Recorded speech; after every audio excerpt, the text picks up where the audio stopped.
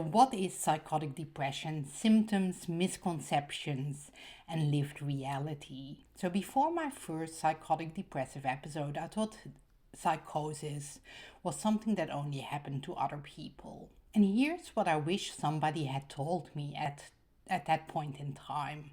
If you're watching this because you're struggling or because you're supporting someone who is struggling with psychotic depression, no, you're not alone. It is actually a common occurrence, and there are many of us who have experienced this. And I'm telling you this as someone with lived experience, as a registered psychologist, and as an academic researcher in mental health. Also, you're not broken, even though it might feel like that at times.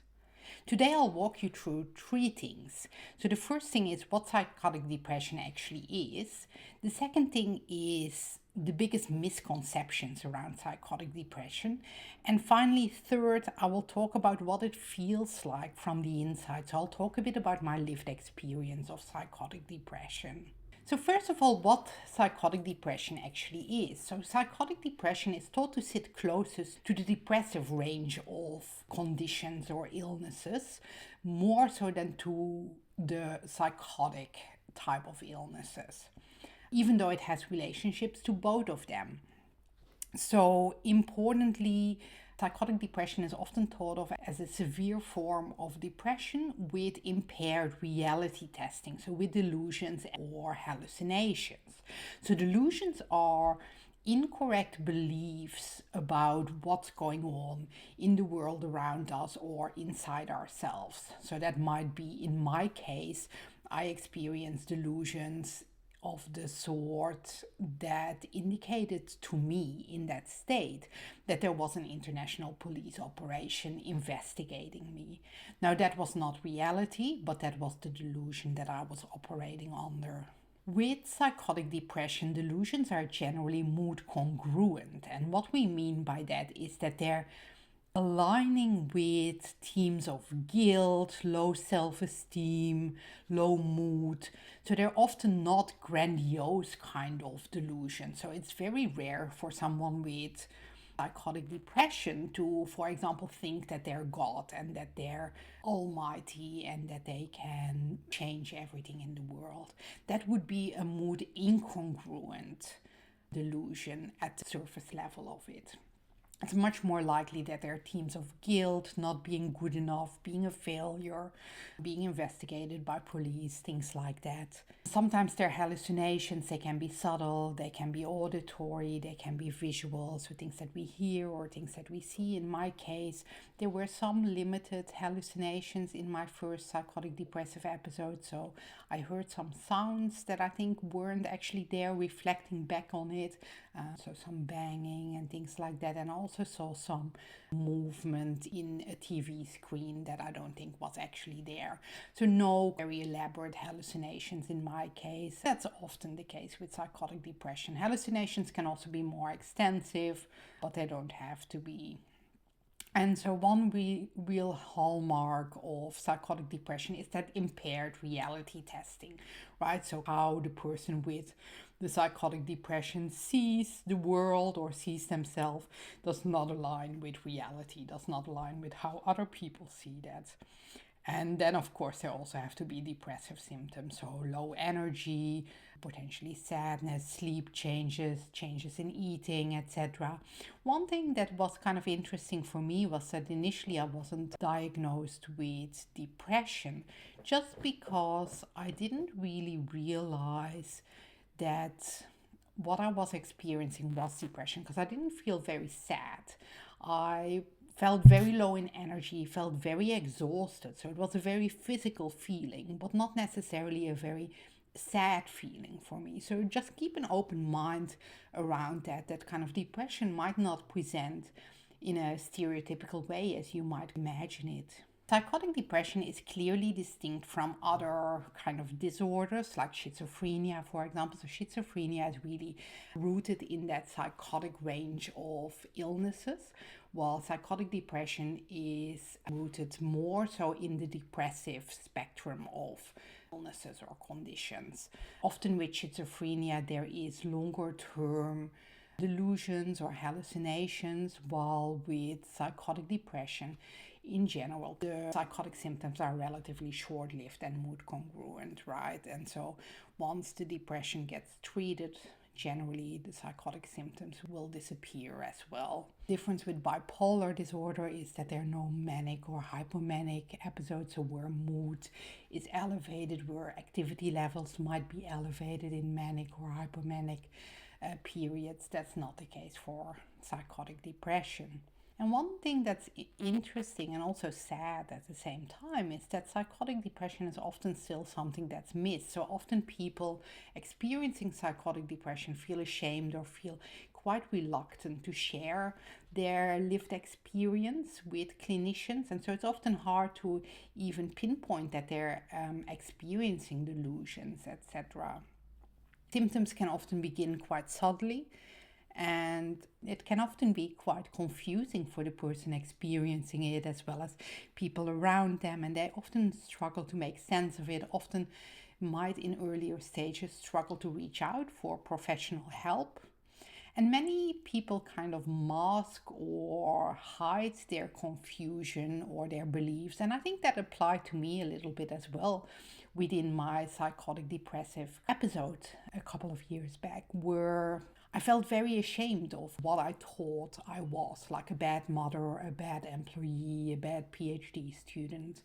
And so I wasn't very eager to talk about that in detail with people. And so I would just give them some general summary information, but didn't really want to go into detail, but also didn't really feel able to go into detail just because I felt so confused and so tired, so exhausted. And as a result, these presentations might sometimes be labeled as anxiety, obsessive compulsive disorder, or under the trauma umbrella by clinicians. And that's not necessarily an incorrect diagnosis, but that might not be the complete picture, for example. So then in the second part, I want to talk a bit to you about the biggest misconceptions about psychosis.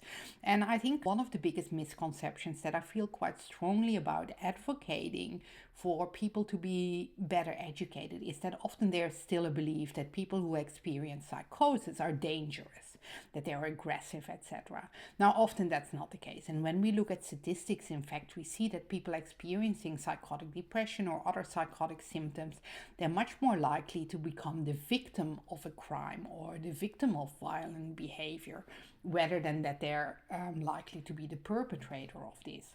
Of course, doesn't mean that not a single person who experiences psychotic depression could become aggressive, but it's not a common theme or a common occurrence. And that's very much contrary to the belief that a lot of us still have. For me personally, I was very scared when I was experiencing my psychotic depression. I absolutely wasn't violent, but I remember the first time when I went to the emergency department that they did station a security guard relatively close to me. And I don't know for sure, but I think that was to keep a bit of an eye on me. And to a degree, that's obviously understandable when someone presents to an emergency department who seems confused, who doesn't necessarily make complete sense when they're talking about things. But it also further feeds into that vicious cycle that, as an unwell person at that time, that really scared me. And I felt really quite anxious about having a security guard in close proximity to me. And I think it contributed to my mental health going even down further within that relatively limited period. Well, it felt like it lasted forever, but those hours that I spent in the emergency department. So I think that's an important myth to talk about and to educate people about. Another myth is that psychotic depression is rare, and that's actually also not the case. Of people who are hospitalized for depression, actually psychotic depression is one of the most common presentations in that population that needs a bit more support temporarily, right? And even in the general population, I believe the statistics are somewhere around 1 in 10 people with depression will experience some types of psychotic symptoms or psychotic features, right? So given that depression itself is very common, that means that psychotic depression is also quite common in the general population. And it's still often underreported, underdiagnosed, etc. So initially, after experiencing my episode, I also felt very hesitant to even share it with friends or close family. And it's only been over more recent years that I've actually decided and felt more comfortable sharing this more widely. And that's a general thing, that people often keep such experiences to themselves. So we don't hear about psychotic depressive symptoms or episodes in our family or friend groups very often. But that doesn't mean people don't experience this illness. Another misconception is that psychosis needs to be very obvious externally.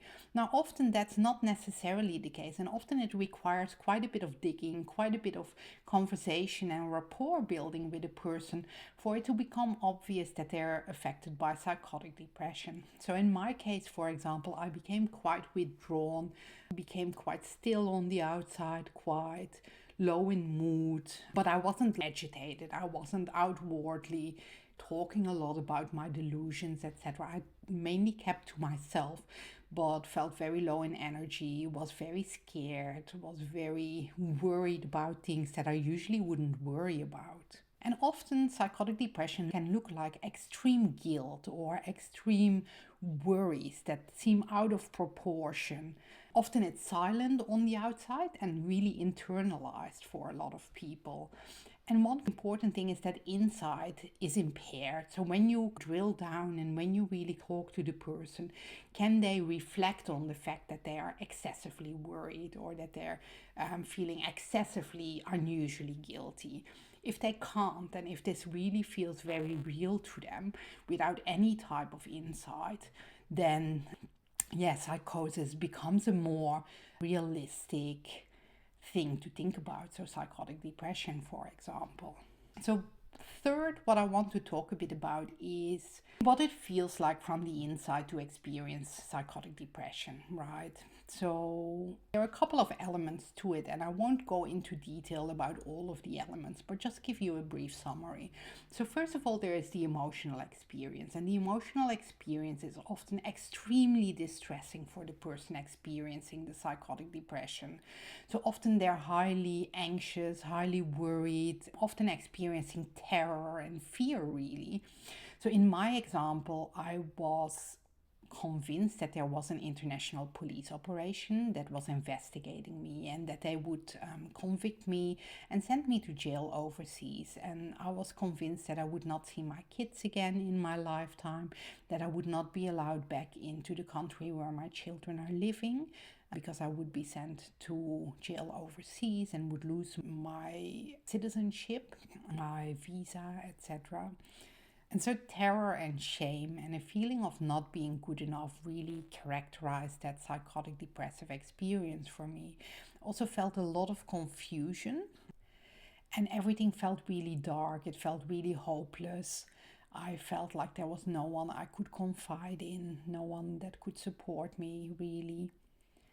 And then, from a cognitive perspective, I think often the delusions understandably feel really real to the person with psychotic depression. So don't try to reason with them, don't try to convince them that their beliefs are incorrect, but try to empathize with them and try to maybe question some things with them. Help them take one step, perhaps outside of their comfort area, but don't push them too much.